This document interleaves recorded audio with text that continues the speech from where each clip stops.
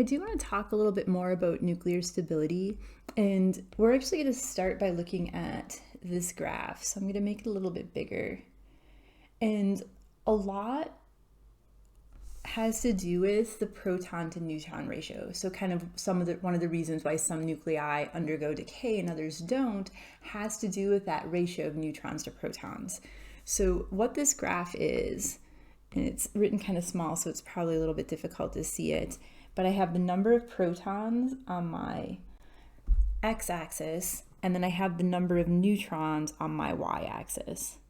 So we're looking at our neutron to proton ratio, right? If you look at like rise over run sort of thing, I have neutrons over protons, so neutron to proton ratio. And then this dotted line that's going through the center here, right, this here is representing that 1-to-1 ratio. So if the number of protons in my nucleus were equal to the number of neutrons, then they would fall along that line.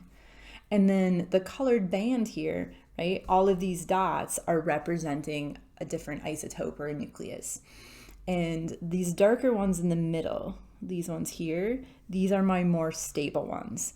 So the peninsula of stability are these guys in the middle. And if we look for smaller atoms, right, when I have less protons and less neutrons, so something that's smaller, I start out on that 1-to-1 ratio.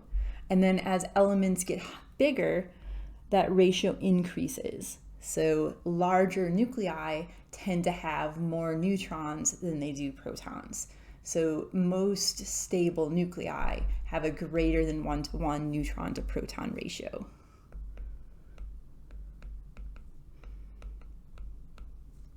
And this, of course, as they get bigger, right? For the smaller ones, they tend to be closer to 1-to-1. So most have a greater than 1-to-1 neutron to proton ratio.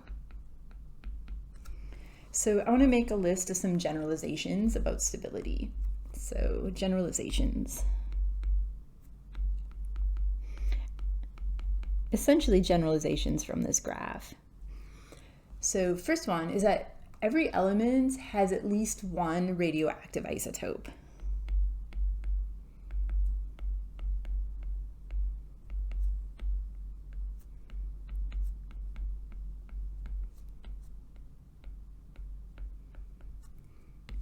Can't spell, no surprise, has at least one radioactive isotope. Hydrogen is the only isotope, or the only element, whose most stable isotope contains more protons and neutrons. So hydrogen is one of the only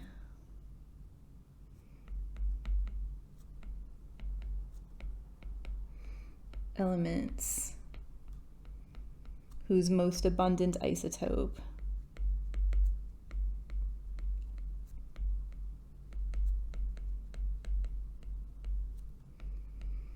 has more protons than neutrons.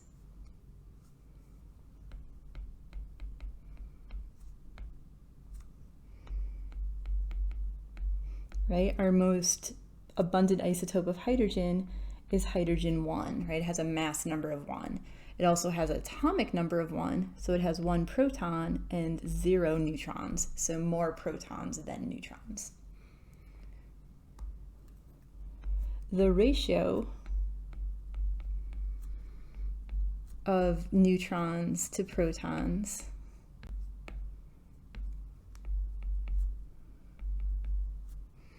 gradually increases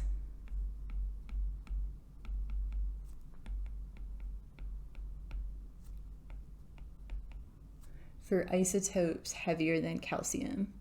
Or we could say for elements, since I'm not specifying a specific isotope.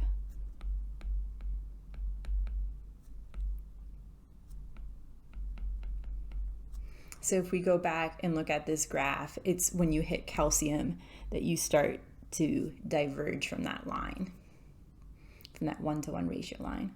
So the ratio of neutrons to protons gradually increases for elements heavier than calcium. All elements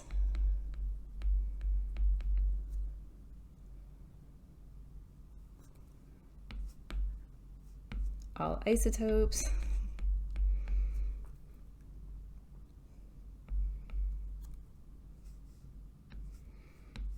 Heavier than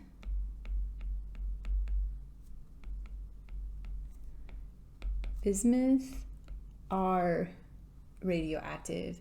You could have left it as elements because, again, I'm not specifying a specific isotope here.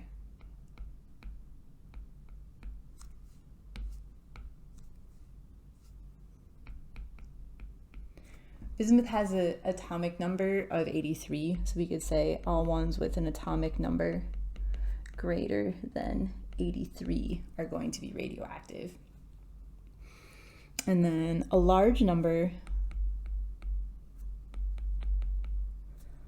of non-radioactive isotopes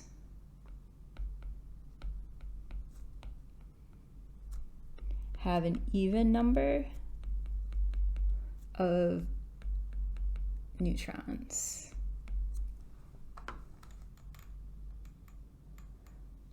There's actually what are called magic numbers of protons plus neutrons, and if they have one of those magic numbers, they tend to be more stable.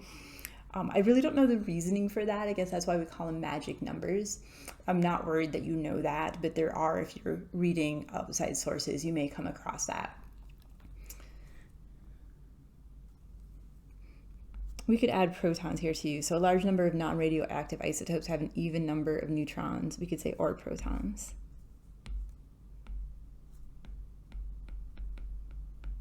And again, these are just generalizations. It's certainly not true for everything. It's just some common observations.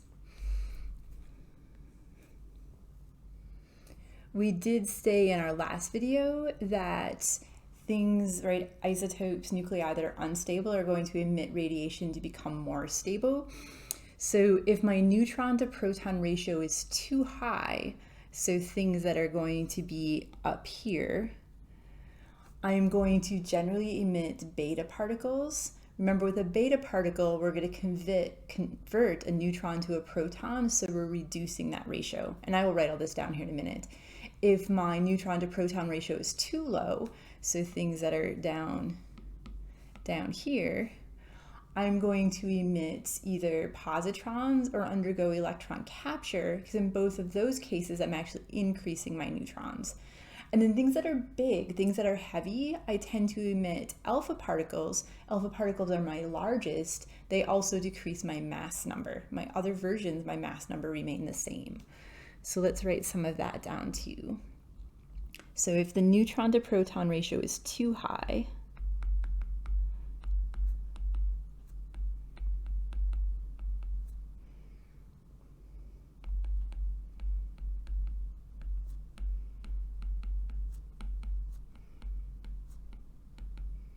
so these are things that are going to be on the upper left side of the band. I'm going to emit beta particles, right? Remember, with a beta particle, we convert a neutron into a proton plus that beta particle. So we're reducing that ratio. Right? If our ratio is too high, we have too many neutrons, right? It's the neutron to proton ratio. Neutrons are on top of that ratio. So decreasing the number of neutrons is going to reduce that ratio.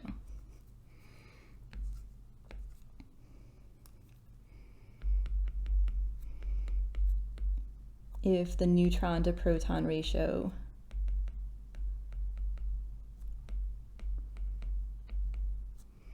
is too low, we're going to emit positrons or undergo electron capture. In both of those cases, a proton is converted into a neutron, which is going to increase my ratio.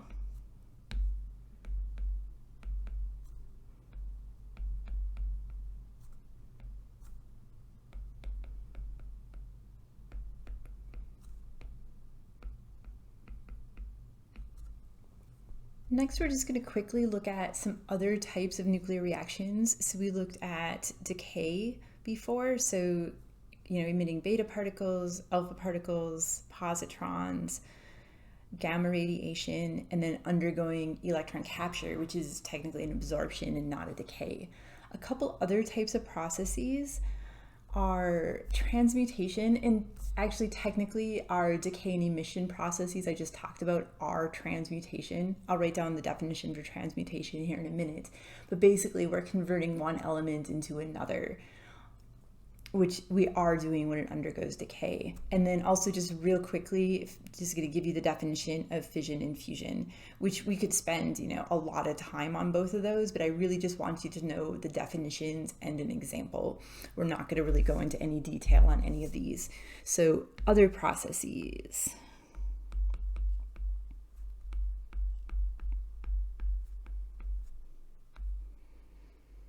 And our first one, transmutation. And I mean, honestly, fission and fusion are also going to be transmutation reactions. So maybe we should just write this not so much as an other, but kind of what everything falls under. So with this one, we're really just converting one element into another.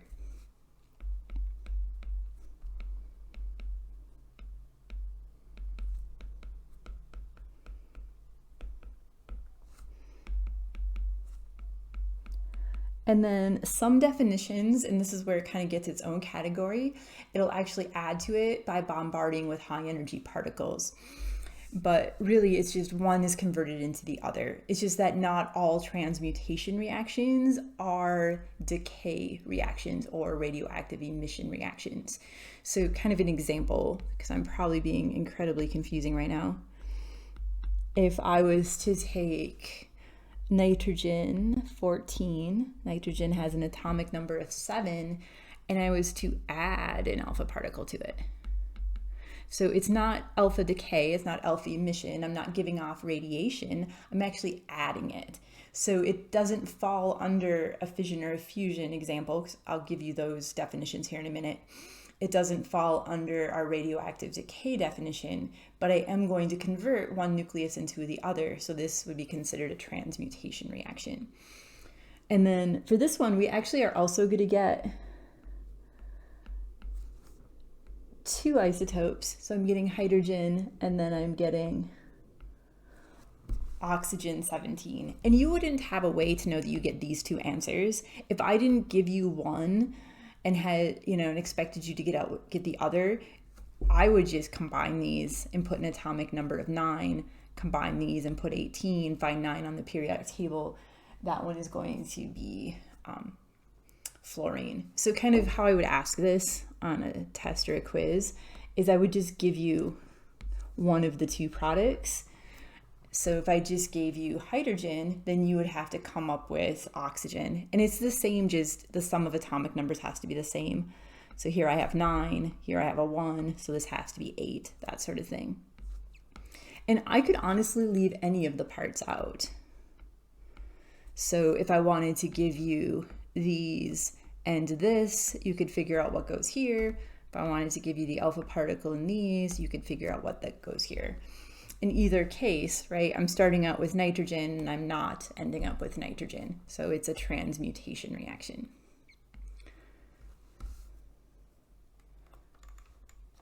Fission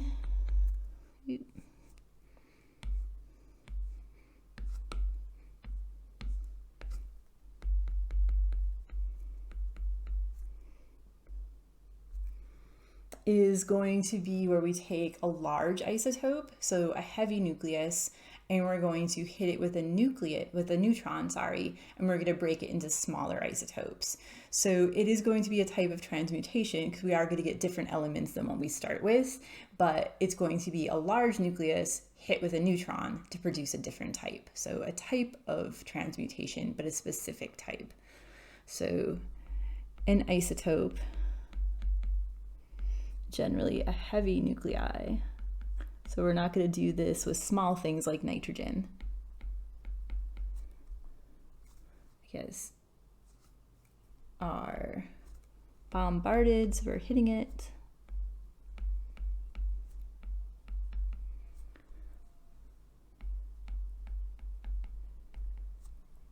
So bombarded with a neutron to break apart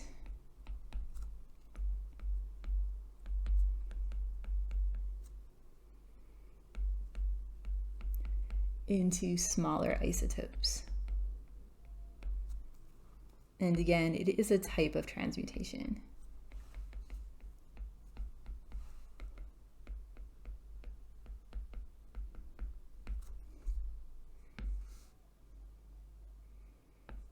An example for this one, I'm going to have uranium-235. Uranium has an atomic number of 92. And if we hit it with a neutron, we actually first produce uranium-238, which is actually going to be unstable. And then that unstable nuclei, or nucleus, is then going to break apart. And it can break apart differently. It doesn't always break apart the same way, but one of the common set of products we get are barium-141 and krypton-92 plus 3 neutrons. And again, if you were to add all of these up, 56 plus 36 plus 0 is going to equal 92. And then 141 plus 92 plus 3, right? I have one neutron, or sorry, a neutron has one proton each, but I have 3 of them. So you would actually add 3 for this. So like nuclear power, also nuclear bombs are all fission reactions. So it depends if it's controlled. We get a lot of energy out of it. We could write plus energy. Remember, one of our differences between chemical reactions and nuclear reactions was that these tend to have larger energy changes. So we actually get quite a bit of energy from this. And then a fusion reaction. Again, like I said, we're not going to spend a lot of time on it. I really just want you to know an example and the definitions. And this is going to really be the opposite of fission. What we're going to do is we're going to take smaller isotopes and we're going to combine them to form something heavier. So light isotopes combine to form heavier isotopes.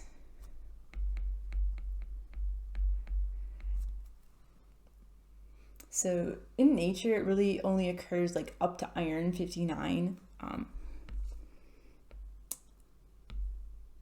Kind of ways that we try to do it, not in nature, but ourselves, is I'm taking hydrogen 2, which is deuterium, combining it with hydrogen 3, which is tritium, or you could just call it hydrogen 3, and we end up producing helium plus a neutron.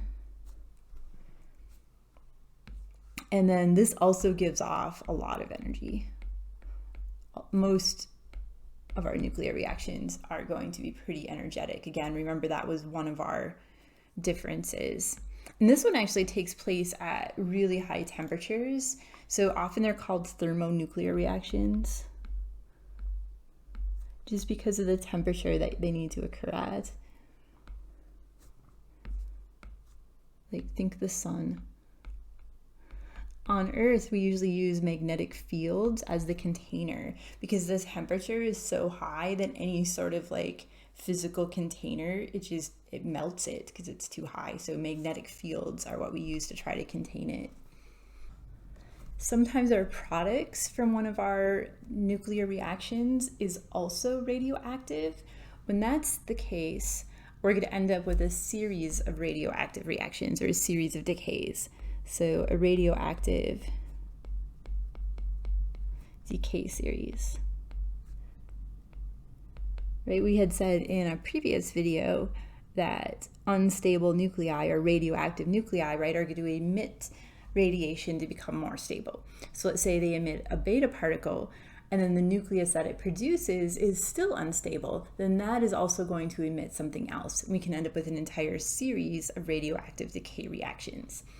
And a relatively common one is thorium 232 will decay all the way down to lead 208, which is stable. And this is about 10 reactions. The most common pathway is 10 reactions, but it doesn't always take the exact same pathway every time. And I'm not going to write out all 10 of them. I'm just going to do a couple examples. So we're going to start out with thorium-232, and then we're going to emit an alpha particle. We end up with radium-228, right? Remember, my alpha particle is essentially the nucleus of helium. So it has a mass number of 4. So 228 plus 4 gives me my 232, right? When this emits 4 nucleons, 232 minus 4, I get 228. And then, of course, if we were balancing it, we would want our atomic numbers there also. Radium then is going to emit a beta particle, and we're going to end up with actinium-228. Notice how my atomic number is not changing this time, right? If we were to remember our symbol for our beta particle, right? It's an electron that's ejected from our nucleus when a neutron decays into a proton plus an electron. So my mass number isn't changing, right? A neutron's converting into a proton, so my mass number stays the same. If I was adding my atomic numbers to it, it would be different, which is really obvious because here I'm writing Ra and here I'm writing AC. And if I had the same atomic number, I'd be writing the same atomic symbol.